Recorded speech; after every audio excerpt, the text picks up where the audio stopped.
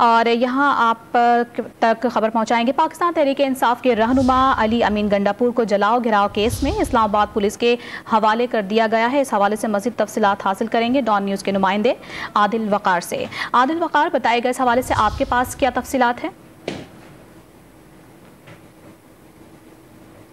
अपने नाज़रीन को एक बार फिर से आगाह करते चलें कि पाकिस्तान तहरीक इंसाफ के रहनुमा अली अमीन गंडापुर को जलाओ घिराव के केस में इस्लामाबाद पुलिस के हवाले कर दिया गया है। पीटीआई वकला की अली अमीन की हवालगी रुकवाने की कोशिशें भी बेसूद साबित हुई हैं।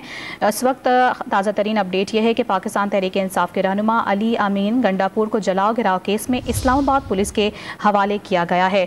डॉन न्यूज़ के नुमाइंदे आदिल वक़ार से राबता बहाल हुआ है, उनसे मज़ीद डिटेल्स हासिल करेंगे। जी आदिल, बताएगा क्या खबरें हैं?